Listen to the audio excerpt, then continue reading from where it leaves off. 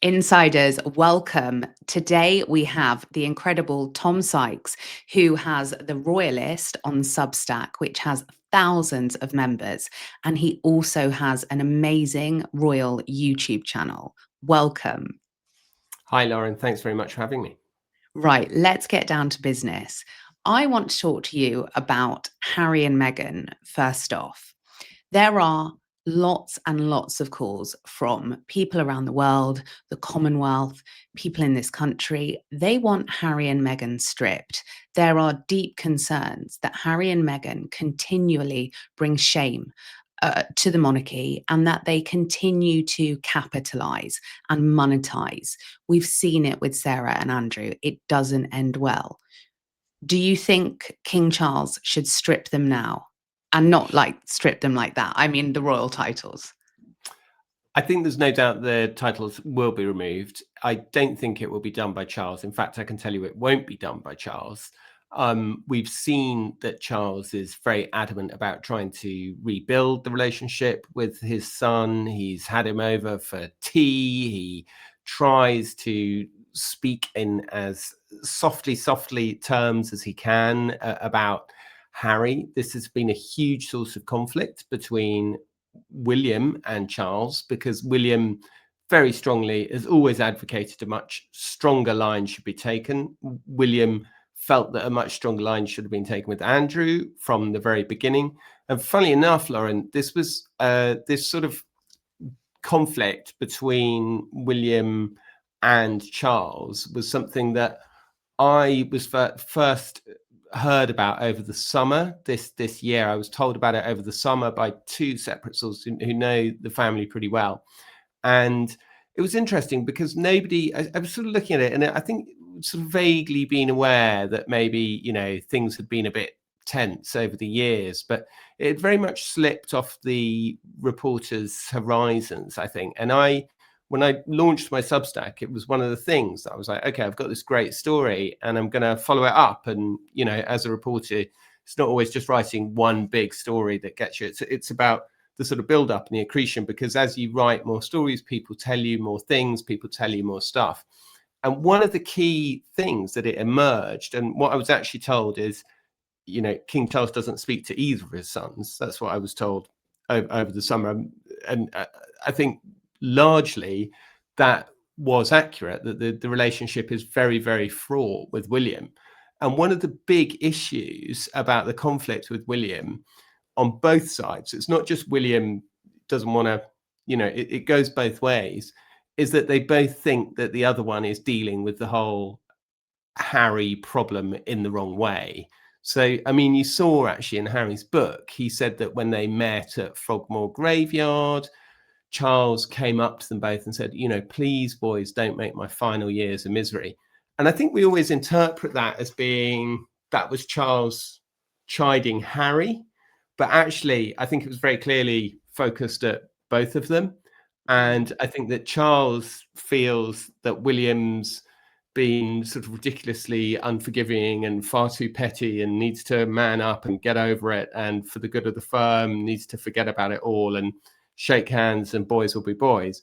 And William feels like Charles completely underestimates the damage that Harry has done, completely underestimates their impact on the global stage, completely underestimates the impact on social media, and completely underestimates the impact that it had on him and his family and his wife. Now you won't hear friends of William and Kate saying, it gave them cancer or anything, it gave her cancer or anything like that. But you certainly will hear them say stress is not helpful when in those kinds of situations. And I think that is part of the whole reason why, to get back to your original question, why William very strongly feels that the titles must be taken off Harry and Meghan. And again, the Royalist, this is no surprise to readers of the Royalist. I've been reporting this since August, September this year. I was again one of the first mainstream outlet to report it, at the Daily Beast, to credibly report it and have it well sourced. And make no mistake, there is no way that King William is going to tolerate Prince Archie and Princess Lilibet in California. It's just not going to happen. Yeah, absolutely. I was on Dan Wootton's show earlier in the year, and I said I was adamant that, King Charles sadly is working with Harry behind the scenes. And I know a lot of people don't want to hear that, but his fake royal tour, that was not done by Harry's team in-house. It had all the hallmarks of the palace on it. And also we saw the leaked pictures between the aides in the summer. That I believe that was in July. Those pictures were taken in the garden of a private members club. That breaks the press ethics to photograph someone there. So we know that it was 100% set up with the blessing of King Charles's office, because those things are factual. How involved do you think King Charles and his aides are in what they're doing with Harry? Because I think a lot of people feel incredibly betrayed by the king, because yes, he is Harry's father, but people all around the world have loved, supported, and welcomed, the monarchy in. And it is only because of the people that they can survive and thrive. I think it's a really interesting point, Lauren, because I think that consistently over the past 3 years, Charles has consistently misread the public mood and the public affection and what the public want. Now, it's not the monarch's job to just slavishly do whatever the public demand on any given Tuesday, but it is the monarch's job to be roughly in line with public opinion, especially on big constitutional issues, because it is a constitutional monarchy. And I'm afraid the Queen was more or less, though she certainly made mistakes with Andrew, she more or less was in line. People more or less tolerated and accepted the settlement that she kind of came to with Andrew, which was kind of like, you're not going to be seen very much ever again. And for some extraordinary reason, Charles decides to bring Andrew back into public life, starts bringing him to church at Sandringham, starts putting him in the car with William and Catherine, starts very much inviting him to Easter, inviting Sarah to Buckingham Palace. And so what happened was that Charles got totally out of sync with public opinion. I don't know whether that is because his mental capacity is being affected by his treatment. I don't know whether it's because his aides are keeping the newspapers from him or the news from him because they are concerned about his health. And obviously that's a very, we all do that with our friends who are sick. We spare them difficult information. It's a humane thing to do. But I think that Charles was so out of sync with the public about Andrew. And as you say, he's kind of repeating that with Harry again. I don't necessarily think that the tour of Canada, I mean, the palace actually said that they were not notified about it and have pushed back quite strongly against any suggestions that they were kind of endorsing it. Right. I think that what is undeniable, though, is that Charles has made it very, very clear that he wants to reconcile with Harry, that he wants Harry back in the fold at the big family occasions. He wants him coming over for tea. He wants to see his grandchildren. And my personal opinion is that it's a huge mistake because it's like massively out of step with what people want. And he's now doing the same thing with Princess Eugenie, just unbelievable, making her the patron of Outward Bound and sending her doing hospital jobs. And I'm just like, dude, you don't have to you don't have to, as I say, you don't have to slavishly do everything, that you don't have to read every opinion poll. But the idea that he could be this out of touch with public opinion, and the Queen, for all her for all her sort of aloofness and her feeling sometimes that we didn't really know who she was in a way quite a distant figure. You certainly felt that, you certainly felt that she was broadly acted in line with public opinion. I mean, there were exceptions, obviously the Diana thing, you know, but ultimately she sort of came round. And I just feel Charles has just been handed this monarchy that had been looked after perfectly for 70 years. In 3 years, he's just completely messed it up, really, hasn't he? I mean, where do you stand with, Charles is the head of the Church of England. We are now, regardless of what political party you are, there are tensions and it is not nice, for anyone. But to be a Christian and to be proud, of your country, all of a sudden seems to be a crime. Do you think Charles has prioritized the Christian faith, or do you think he has hugely failed in trying to please everyone and has angered people and redemption isn't possible with the people he's angered? Well, he certainly angered the Protestant, the Church of England. The Orange Order have complained about him going to pray with the Pope. And of course, it's very easy for people these days to say, well, the Orange Order, you know, who cares? But actually, they do. These people do represent quite a strong vein of traditionalism, and it's from the traditional sectors that the monarchy traditionally draws a great deal of its support. So when I fine, Charles wants to go to the temple in Neasden, and Charles wants to go and pray with the Pope at the Vatican and that kind of thing. I mean, it's fine, but I think actually it's not going to bring anyone from a purely political point of view, purely strategy point of view.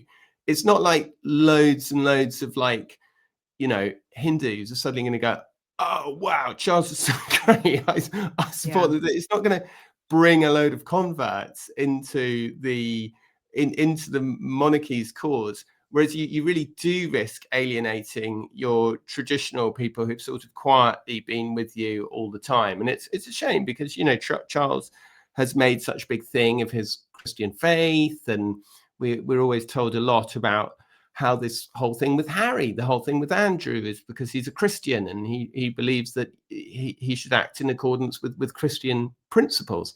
And I believe that Charles is a Christian. I totally believe that he is a Christian. And I think that he is a humane and sympathetic and kind and thoughtful and considerate man. But unfortunately, being a king requires a slightly different set of values to being a nice chap. I feel like he was a great prince. And, the work he did with the Prince's Trust was excellent. And he obviously had a lot longer to master that role. But do you think Diana was right in what she said all of those years ago about him not being up to the job? Well, I mean, it looks like it, doesn't it? I mean, Yeah. it really looks like it. He's made a complete ham sandwich of the whole situation. It's as I say, he Not was going great. it's not been great. It's not been great. If you really think about it. Now, Charles has had, I would argue, the most appalling luck throughout his whole life. I mean, everything that he's touched, has gone terribly wrong, from his marriage and everything. He has had a kind of cursed life. And I think that the sort of curse seems to have really come through now in that he is king. And unfortunately, he wanted to be remembered as the great. Charles was always going to be a transitional figure, right? It was always going to be like a 15-20 year reign that would bridge from Queen Elizabeth to Prince William. I think now it's a very transitional figure. I think that, sadly, I think that we are probably looking at the final few years. And I think that people are very much in the headset of King William V. Again, something that I've talked about, something you won't read in the UK newspapers, something that I was kicked out of the International Royal Rota by the Buckingham Well Palace done. press office for having the temerity to mention that the king was is dying. But, Yeah. you know, I do feel that unless you understand that Charles is really, really ill and is not expected to live a terribly long time, none of what's happening makes any sense. Yeah. And I think as well, you know, the public aren't given enough information as well. So the royal rota or the palace, they leak what they want the public to know. And this is why, you know, when I went out and said, sadly, Charles is involved, I believe, heavily in trying to skew the narrative with Harry, because all of a sudden, you know, Harry has thrown the royal family under the bus. He hates all of the press. He's suing most of the UK press, or has done. And then you see them all writing coverage that's positive, and it makes absolutely no sense. And so I've been adamant in saying this has come from the very, very top, the top being Charles, because his reign at present is, you know, going to be overshadowed by drama and failure. And so I said he is crossing the I's and dotting the T's. He's neatly packaging things up for, you know, to make sure that he is not remembered by Harry and Meghan as such, going rogue and behaving in the most appalling way. But I feel like the public aren't given enough transparency with this, Tom. And so I always want to give them as much information, because I feel that people, they give a lot of time, they give a lot of energy, they give money to the media and to, you know, the royal family, whether it be buying a tea towel or buying a special edition of Hello magazine. And it is quite shocking to people to think, oh my word, you know, the palace aides are involved in this. The very people that have briefed against Harry are now briefing the media and trying to present something that is completely out of touch with how we all feel. Well, I think there's a conflict within the palace. So I think that, look, ultimately, the king is entitled to have a press office, and the press office are entitled to try and represent their principal to the best of their ability in the way that their principal wants to be represented, right? That's their job. It's our job as journalists to try and figure out what the truth is and not be totally taken in with it. The problem with the UK newspapers is that because of the structure of the royal rota, which is just really a fancy term for a press pool who get access to the royals, it means they have a great deal of power over them. So we saw this a few months ago, actually shortly after I was kicked out for saying that Charles's cancer was incurable. The Telegraph ran a story saying that Prince Harry was going to be at King Charles's funeral, which I'm reliably informed was briefed by the palace themselves to the Telegraph, who then ran the story.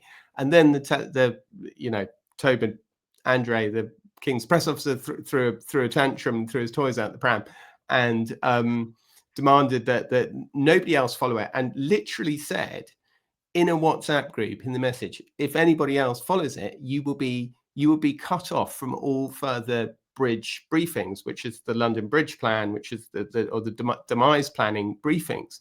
So so we're in this really weird situation, right, where the guy is, I'm sorry to say, but he's visibly vanishing before our eyes, much as the Queen did. Now, I think the Queen was obviously 90, plus years, so people understood what was going on. And with Charles, it's slightly different, because to read a lot of the UK newspapers, you'd be under the impression that this guy had like a really nasty cold or something, Yeah. and it's got to the stage now where the reporters, you see it, are trying to just sneak stuff in. Like, so Yeah. every kind of 45 paragraphs, they write something like the king, who is extremely ill with cancer. And it's like, or, who is not expected to, there is expected to be a new king very soon or something like that. And it's like, it's so dissonant, but they're obviously just trying to cover their ass. And I mean, I feel for them, because ultimately the palace can just withdraw access. So, I mean, it's a complex relationship that is not, and newspapers really should be obviously reporting without fear or favor. but they just can't with the palace because they've rolled over too many times and too often, that now if they do, they don't get the briefings, they don't get the photographs, they don't get the access, they don't get the interviews. So they're all like, to hell with it. But which is why it's so important. There's people like you and people like me doing this now on independent media. And I think it's also really important that people like you and the people like me really stick to our principles of making sure that what we write is accurate and what we write is credible, and that we don't just make up stuff like the American tabloids for years, just write mad stuff. Queen's dying of this, Elvis here, blah, blah, blah. We can't fall into that trap. It'd be really easy to do that and get loads of clicks, and it would all be happy days and blah, blah, blah. But the reality is, if the few people who still have any contacts or connections with sources within, and I have sources who are friends of the family who've known them for a long time. If we get caught bullshitting, like, it's going to be that it would be an absolute disaster. So it's so important that independent journalists now, who are, if we're going to criticize the royal rota and say they're corrupt and they're frankly in the pocket of the palace, that we hold firm to the principles of journalism and make sure that stuff's properly reported and stood up and that sources are solid. And the thing about writing about the royals is that eventually things come to pass and people suss out. So you have to stick to your guns. Like when I first wrote about the conflict between Charles and William, I was ridiculed to, like, I know I was, to other members of the media, like totally trying to destroy my credibility, totally trying to say, oh, this guy's a rogue reporter, he's been kicked out of the press pack, blah, blah, blah, blah. And then there was this mad story about how William was going up to Balmoral to for a summit with his dad. Like it was going to be this amazing summit and they were going to get together.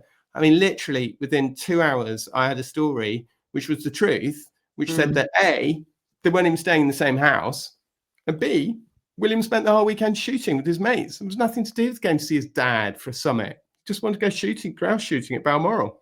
Yeah. So, I think you make a really interesting point as well, because, you, myself and Dan Wootton, we are the three people that have all been in the mainstream media, and we're now all independent.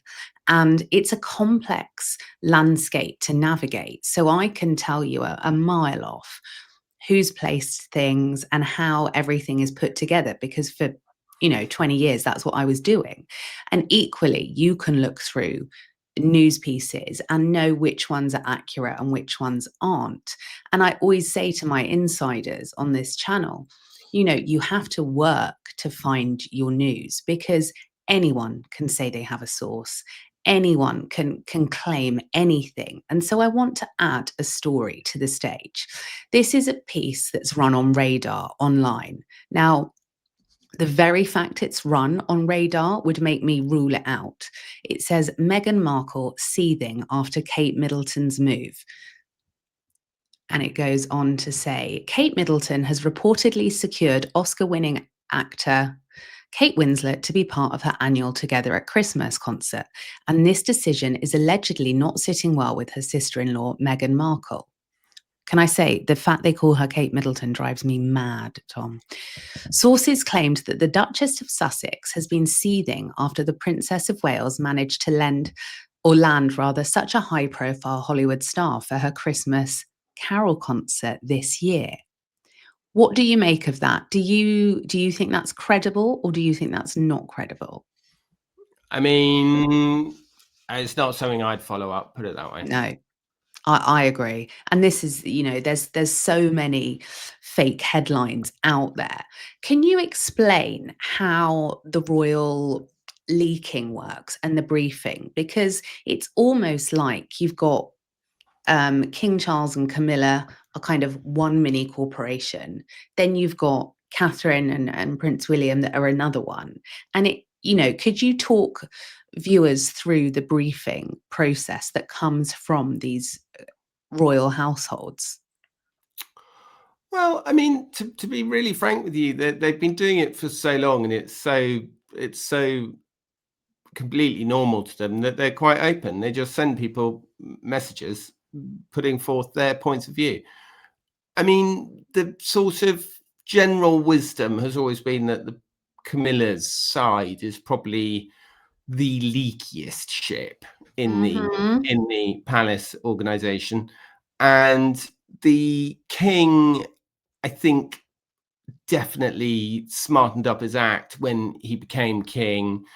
Tobin is a very competent press officer. He was a senior executive at the Mail for many years. He's good mates with people like Robert Hardman and those kinds of people. So, it's not hard for him to go to a drink and with those people and put out get the story that he wants. But I do come back to this thing that I do defend the right of publicists to do their job, and I do defend the right of journalists to do their job as well.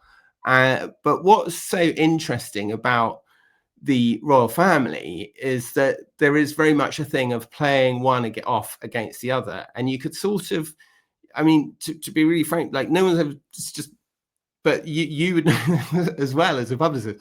I mean, like the best thing that's ever happened to Catherine and William is Harry and Meghan. Well, maybe not to them personally, but to their publicists, certainly the best thing that's ever happened, Why? because everything that they do, in contrast to them, looks absolutely amazing. Yep, I'm not being funny. I think anyone against Meghan and Harry would shine. I think that what has happened is through Harry and Meghan's behavior and track record, you actually just see how genuine Prince William and Catherine, Princess of Wales, are, and that their morals and values do radiate. And people often say, "Oh, you never think they've done anything wrong." And I would call them out if I thought they'd done something wrong. But I do believe that they do shine, and I've got my hope firmly placed in them to really step things up a gear at the right time. And I think part of what's going on at the moment as well from the palace is getting people ready for that crescendo when William and Catherine do take to the throne, further down the line. Because I always say it's like that moment in a Westlife song, when they get up from the stalls and it's the big, and we are being groomed for that moment. So things aren't a shock. Would you agree with that? Because if Yeah. William suddenly stripped Harry and Meghan, Beatrice and Eugenie, and this all happened overnight, even people that may want that to happen, it may come as a shock. So I think there's a lot of groundwork being done by the palace now. Would you agree? Yeah, I think there is. And it was a very interesting example of that today, actually. So Catherine was out giving a big speech today to a kind of business group about kind of work-life balance, which is one of her big things, talking very unusual language, really. I mean, of course, we've come to expect it a little bit more from her because of her videos, her autumn videos and all those kinds of things. But quite an unusual speech today to a group of business leaders, sort of talking about love and love being the thread that holds us together, and how you need to have more consideration of sort of the human spirit and the human condition. This big event with Gareth Southgate, the former England manager. And it felt to me like a massive step change in terms of what we've seen Catherine do. So Mm. I very much feel like it is completely an acknowledgement that change is coming, that change is happening, that change is on the way. I think that the days of trying to hide it are over. I think that William's interview with Eugene Levy was about that. I think the fact that Charles didn't go to COP was about that. I think that William very much being seen to step up is definitely all about that coming transition. And it's very fascinating to me to see Catherine and William being pushed forward, they obviously were very opposed to Andrew continuing to hold any form of title, and that was a battle that ultimately they won. Charles wanted Andrew to hang on to his Duke of York title and his Prince title. Was eventually persuaded to get him to put the Duke of York into abeyance, but he would have kept the Prince. And then, of course, it went a step further, and everything was taken away. And it was interesting, wasn't it, how we were told for years by Charles's team that this was just impossible, that legally and constitutionally this couldn't be done. And then when it did need to be done, it was done in a matter of, what, 5 days, 10 days? It was remarkable. Absolutely. I think this is a really empowering move as well for royal fans and supporters around the world, because it does show that we are being listened to. We saw the first statement come out on the 17th of October, and then it was 10 days, 2 weeks later, I believe, that the second statement came out that went further and obviously wasn't in Andrew's, wasn't from Andrew. So I do feel that they are listening. But again, I've been adamant the whole time that this is William. This is, anything good that is happening, it is William's doing, because he sees the bigger picture and he sees the damage that's happening to the monarchy. And that brings me on to Beatrice and Eugenie. I believe they absolutely have to be stripped of their titles. I think that we have a solid track record that shows how they have behaved and the money, and they've capitalized in the Middle East on their titles, saying that they'll go to events that pitch at the palace, launches in the Middle East, but they're not officially there as a princess. Well, it's your face. You are a princess, so you are officially there. Where do you stand on stripping them of their titles? This is where I stand on the whole Beatrice thing. I'm like, does who in their right minds thought it was a good idea to send Beatrice off on a royal job on Monday? Like, who thought that? Who thought it was a good idea for her to be doing hospital visits this weekend? It's so manipulative. Like, oh, let's send her off to a hospital visit for premature babies. She had a premature baby herself, didn't she? Oh, yeah, let's send her off there. No one will be able to criticize that. It's so... I just thought it was just so transparent. It is. I'm just like, I'm sorry, but the king, if the king wasn't heavily involved in that, I'll eat my hat. Or the king's office didn't know what was going on, I'll eat my hat. It was absolutely disgraceful. And I think that the backlash to it has been very pronounced, actually. I was looking at the I tried to listen to the podcast today, and of course she's only on for about 5 minutes at the end. Oh, they've milked that in the PR though, haven't they? Just like, it's so awful, and it's so like, I don't know, just the way she's kind of like just talking about it like she's in fact, I've got a recording of it here. Do you want to listen to a bit of it? I tell you what as well, what really annoys me, Tom, is that... Listen to this. Okay. He was telling me about the very personal stories that come with preterm birth. And as a mum, and when you are kind of faced with some of the biggest decisions of your life, making sure that you have access to the most incredible data, the most incredible science, like how you can do everything to make sure you are supporting. I mean, I'm sorry. Yeah, like, it's a great message and everything. Like, don't get me wrong. It's, of course, it's a really important message, really important cause. But I can't believe that people who are involved in raising money for preterm birth want Beatrice to be the face of it, and B, like, to sort of clothe yourself in that. I just think is so cynical and misguided. Do you know what? So it's disgusting, actually, and it's exactly what we've seen Andrew and Sarah do. They hide behind philanthropy, they hide behind charity, and Beatrice has previously worked with this organization in March of this year, and it's all about premature birth. And so where do you think she did an interview to talk about premature birth, which affects Black and Asian women, minority women who come from low socioeconomic backgrounds? Where do you think she did her one interview or wrote an essay for, Tom? I don't know. Tell me. Vogue.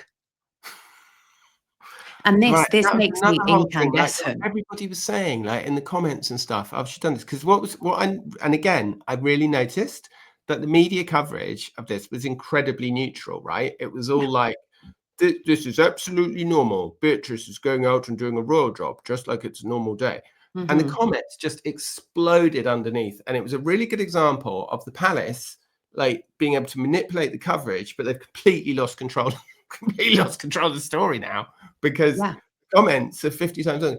And so many people in the comments were saying, like me or my sister or whatever had their premature baby and they had to drive 4 hours a day every day in each direction to feed the kid, and there wasn't, and bitch was like in a private hospital. She's like at the Yeah, so it was £10,000, the suite that she gave, birth to in. And yeah, okay, having a premature baby is incredibly traumatic and stressful, but don't try and pretend to be one of us, Beatrice. We've had enough. She's got to go. And do you think Sarah Ferguson has any more lives? I've never seen someone bounce back as much as her. She is the Katie Price of the royal family. You can never write off Fergie. You can never write off Fergie. But sorry, just to finish the Beatrice thing, okay? Because I think it's really interesting. Is like, why is this happening? Why is this happening from a PR point of view? Why is this happening? Who's happy to see those stories in the paper? Like, what is going on? This is my problem, because all of the mainstream media are peddling this narrative. And so how, then they want to be hard on Sarah and hard on Andrew. They are doing exactly what they've always done, build someone up, break them down, and then the cycle continues. And any good journalist should investigate, the things that I've said, that I've found, that I've put out in a video, but none of them do. And so it's propaganda. But I think it's the deal with Andrew. Like, why would you give up your 50 million quid's worth of rent, right? That he didn't need to give up. He could have just stayed in that house forever. He could have gone, no, I'm locking the gates and you can all clear off. And I'm not giving it up. And yet he was talked into giving it up, right? And 10 days later, his daughter's doing royal jobs. His daughter is suddenly, magically, the half in, half out thing, which could never have been countenanced. Again, suddenly magically appears to be completely possible. Like, I'm sorry, it absolutely stinks. It absolutely stinks. It just doesn't work. And, let's remember that Princess Beatrice, appeared in a promo for a UAE bank as explosive claims I about did Prince that story Andrew's. first. The Mail nicked it off me. Did you? Well, they didn't nick it. I mean, it was a public thing, but no one had noticed it, and then I noticed it. Yeah, it was And hilarious. then we've got My headline was like, it was like, what? Who would be the perfect person to promote your Saudi Arabian bank? 'Cause it was literally the day that everything was happening. But I mean, it's First Abu Dhabi Bank is what they're called. That is what's great about the Royalist, and what you do as well is you've got the connections, you've got the insight, you've got the know-how, but you also have the credibility to not just run clickbait, because it is a minefield. Some of the things I see, it's just utterly, utterly false. So I want to end by asking you, what does the next 12 months look like for the monarchy, do you think? What changes lie ahead? Do you think this is probably a slightly awkward question to ask, but do you think that Charles will be with us for the next 12 months? I just think it's really hard to say, because I think things change so fast with cancer. Anybody who's had, friends or family, which is all of us, affected by cancer, we know that things change really fast. The treatment he's getting is obviously the best in the world. Immunotherapy is pretty incredible these days.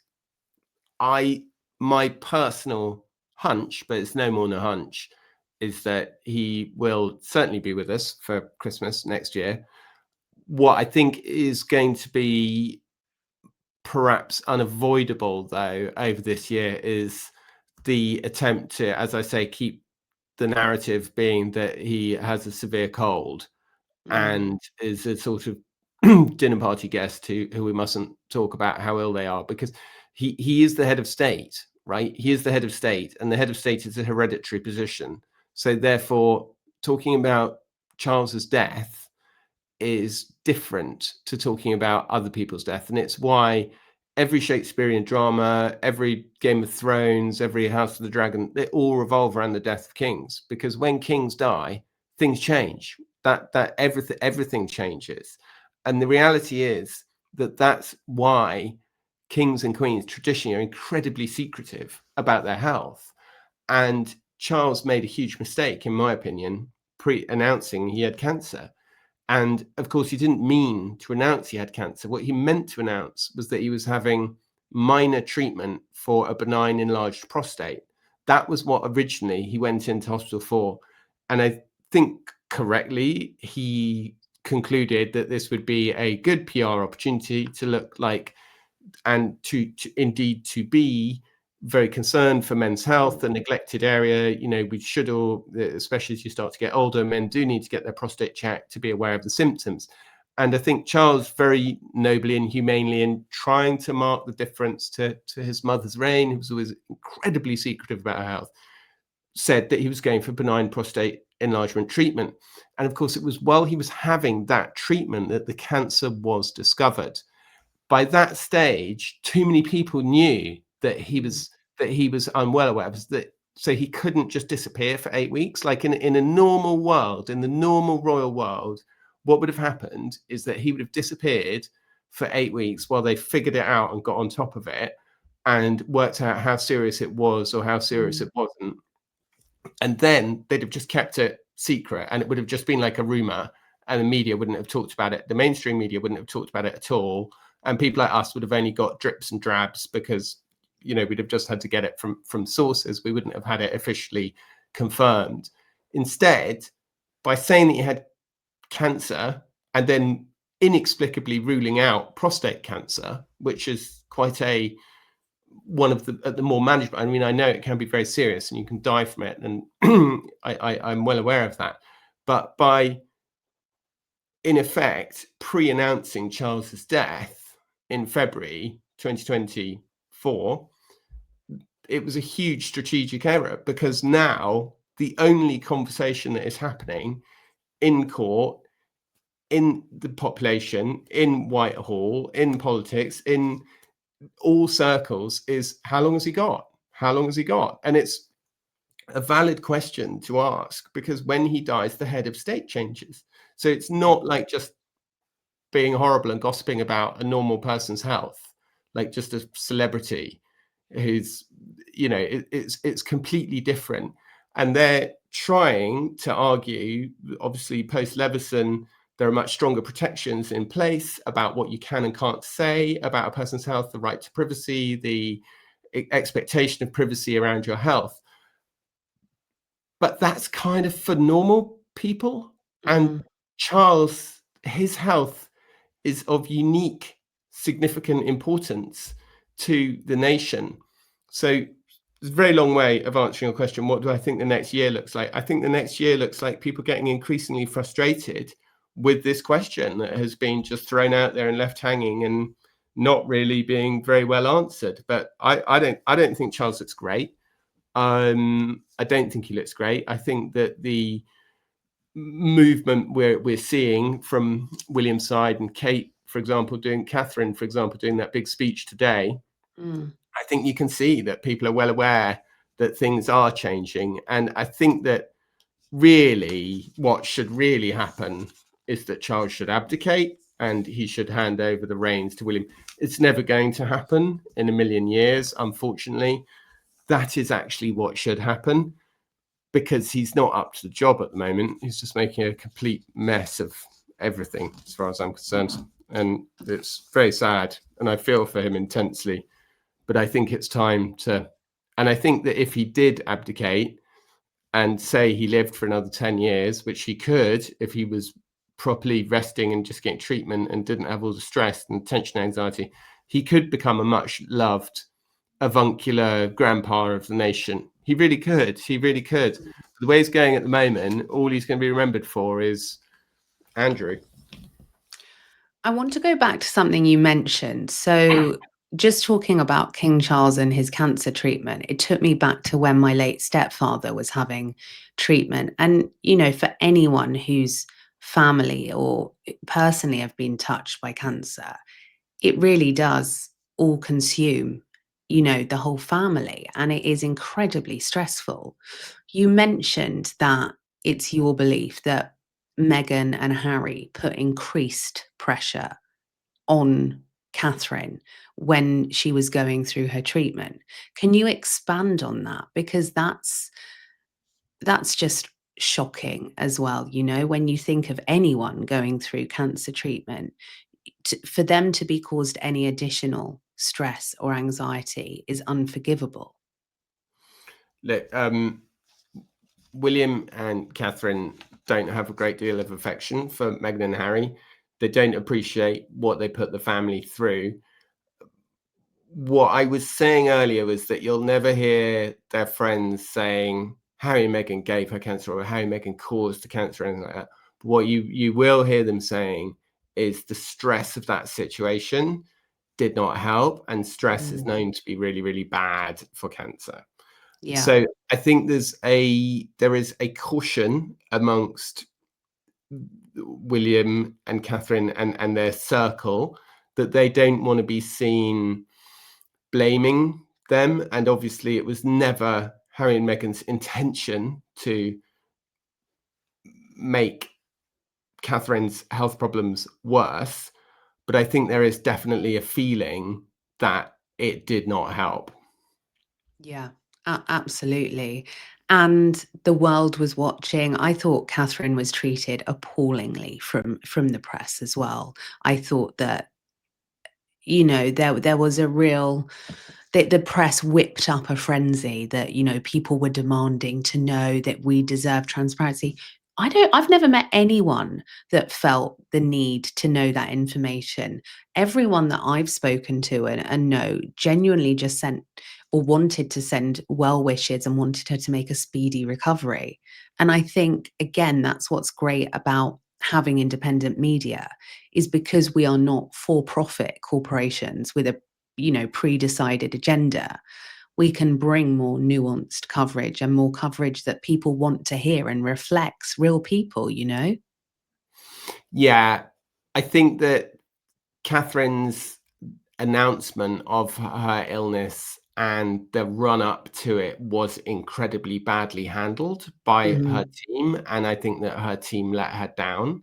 And I think that her team made a massive mistake in putting out a doctored Photoshop image at a very critical moment. And that actually was what sent the whole thing completely stratospheric. So I think that her team certainly holds some of the responsibility. I am told that Catherine just did literally sat up in bed and edited that image herself on her Photoshop and sent it to the team. It was the weekend, which didn't help. They don't like their staff to work at the weekend. So people weren't in the office. Everybody was at home. It was a massive, massive mistake, and it made matters a lot worse. But there's no denying that Catherine was certainly treated absolutely appallingly throughout the whole affair. Talking of bad PR, it's impossible to say those words without mentioning Harry and Meghan, who the 10th PR chief or, member of staff, Emily Robinson, has done a runner after 3 months, despite the fact they initially announced her arrival in Forbes and PR Week, which you don't ever do for a 90-day hire. What do you make of the ludicrous ways that Camp Sussex are leaking? For me, I just can't stop laughing, Tom. It is so badly handled. It is, I can't work out if their team hate them or if their team are just really bad. I think it might be a mixture of both, in my opinion. Honestly, I think they're probably lied to as much as anybody else. I think they're just, I think, as you know, if your client is giving you inaccurate information, like, what can you do? Like, what can you actually do? I don't believe that line about, oh, they checked no on the photo box. I don't believe Meredith Mays just woke up one morning and was eating her cornflakes and decided to make it up. Do you know what I mean? Like, it came from somewhere. Someone told somebody that there were going to be no social media pictures going out because somebody had ticked a box saying no. And it seems to me that by far the most likely explanation of somebody who wouldn't want their pictures to go on social media is Prince Harry. And I find it a very compelling argument that, you know, Harry looked incredibly relaxed at the party. He was a bit squiffy and seemed to be a bit squiffy and, you know, having a bit of a laugh, like, because he thought the pictures weren't going out on social media. Meghan looked like she knew exactly where the pictures were going. Every pose with Kim Kardashian was for the cameras. It was for social media. And if you look at Meghan's track record in the press, one of my favorite things to do, because it's, you know, she likes to lie about everything, that I find. Do you think she has a genuine lying problem? I do, only because when I look at the track record, it's absolutely bonkers. it's but what's so weird is they're such stupid lies, because they're like lies that are like actually just, it only takes one phone call to the Archbishop of Canterbury and Yeah. you've proved that it's not true, you know. So it's just, the whole thing is just, it's crazy. I don't know what's going on. It's just really, really bad. Like, I think there's a lot of, I mean, look, I don't know, what do you think? I think that they're just not listening to the advice that they're given. That's what I I think. think they are 100% not listening to the advice. I think they are overstaffed. I think there's too many cooks. I think that Meghan micromanages. I think she is a complete control freak. And you can see, because the digital footprint of everything that's rolled out is a disaster, and it's consistently someone else's fault. And that, to me, she would be a nightmare client. There is no doubt about it. I only have to see a snippet of things to know that, because you can tell a lot by people. You know, how long have they been with their publicist? How long have they been with their manager? And for me, you know, I've ended it with clients after 3 months. I thought, I don't care how much money. You are awful. And to me, this, you know, these are, she initially attracts a very good pedigree of publicist as such. These are people that have great track records. And so for them to leave after a matter of months speaks for itself. Yeah, but it's like, you know, I guess like everybody just gets offered the job, and then, you know, it's like ghostwriting. It's like when you're offered to ghostwrite a job for like somebody you know is like going to be a nightmare, and you know really you should say no, but Yeah. there's a bit of you that goes, maybe I can be the one that gets the story out of them and turns it around, and I'm the big hero, and I can show them their real self, because, you know, they're very charming first time you meet them, and blah, blah, blah. And you just sort of allow, and, you know, or the record companies that hire them, or the, you know, all these things. Like, we're always seeing, you know, people, Netflix, you know, and in the end, I'm afraid you know, you lose your investment. That's what happens. I mean, I have a very good in with someone that worked with her, and you know, I think my opinions are very valid. I don't think she is a pleasure to work with. That is for sure. Now, That's for Tom, sure. how can the insiders find you? So you're the Royalist on Substack, and you have got more active on your YouTube now too. So what is the YouTube channel? And I'll plug it below as well. It's a very good question, Lauren. Do you not know? Is it at Tom Sykes or is it at the Royalist? I can't remember. Hang on. Right. Tell you. Wait 1 second. There's lots of content. And the great thing about the Royalist as well is that Tom is not restricted by lots of the red tape that the mainstream media are. So he doesn't have to appease the Royal Rota. He doesn't have to play the game, which means that you get proper news delivered to that channel. It is Yes. at the Royalist channel. At the Royalist channel. Wonderful. Tom, thank you so If much. people are really keen, they Yeah. can go to Substack and look for the Royalist, where I seem to have got a better name on Substack. The Royalist channel is not great, is it? But someone must have nicked the Royalist already on YouTube. But it's okay. Well, the insiders, I'm sure lots of them will head over and come back again next month, and we'll do a live. That would be great. Thank you very much. Thanks for having me, Lauren. Good to Thank see you.